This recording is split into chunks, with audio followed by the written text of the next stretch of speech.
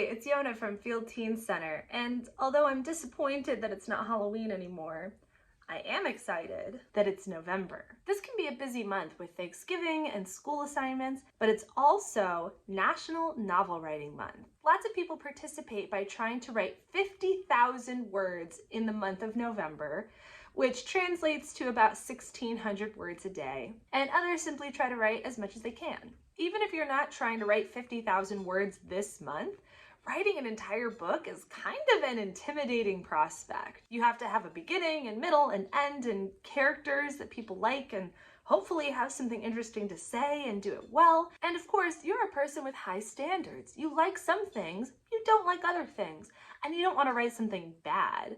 But there's a lot of reasons why it's worthwhile to try anyway. Pep talk incoming! Today I want to tell you about 4 well-known best-selling writers whose first book was published while they were still teenagers, plus 1 honorable mention.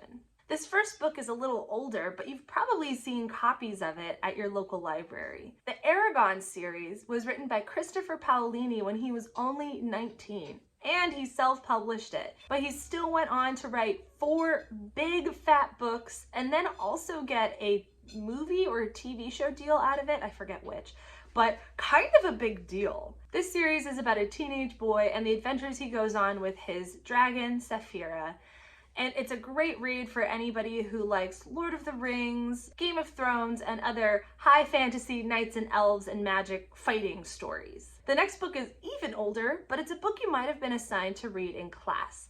The Outsiders by Essie Hinton is one of the first novels that was actually written for young adults, and the author was only 15 when she published it because she was so sick of the books that she was being handed that weren't really written for people her age. This book is several decades old by this point, and it still shows up in school and people still talk about it. So whether or not you like this book, I think that goes to show that it's really stood the test of time, and Essie Hinton proved that not only did young people deserve their own books written for them, but that there was a viable market for it. One of my favorite YA authors who's publishing books right now is Camryn Garrett. Her first book, full disclosure, came out when she was only 19. It's a really great book about this teenage girl who is HIV positive and starts falling in love with somebody, but is being blackmailed by someone threatening to reveal her HIV positive status if she doesn't stop seeing this guy. But Camryn Garrett's second book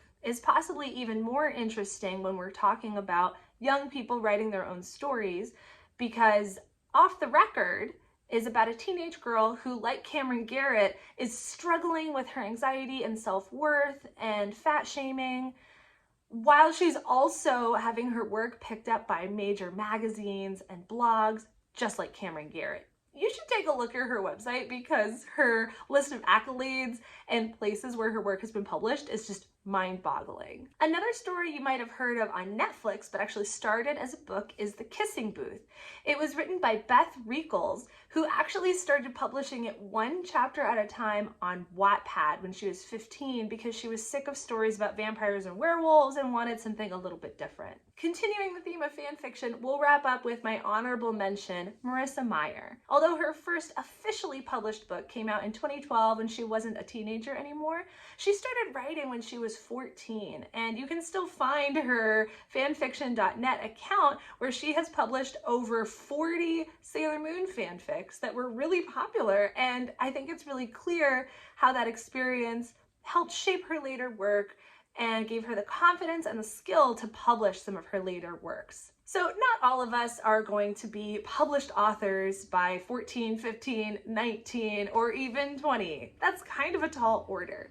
But what I want you to take away from this is that even if you're young and you don't have all of the experience of people like Stephen King or some guy who's been writing so long that he's actually dead now, you still have valuable stories to share with the world, and you have valuable experiences because you're the only one who's an expert on your own life and your own experiences and the things that are interesting to you. So even if it's scary, even if your first attempt isn't perfect, so what?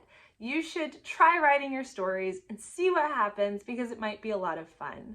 I hope this pep talk inspired you to either write something or check out one of these books. We have a ton of wonderful things to read for inspiration at Field Teen Center. We would love to give you recommendations, so you can reach out to us by DMing us on Instagram, emailing us, or visiting us in person to get some book recommendations. We are at 1901 Vine Street on the ground floor of Parkway Central Library, and we're open Monday through Friday from 1 to 5 p.m. These hours can change from time to time, so for the most up-to-date information about our hours and any special programs, be sure to follow us on social media and check our website. Thanks so much for watching, and I hope you find something great to read.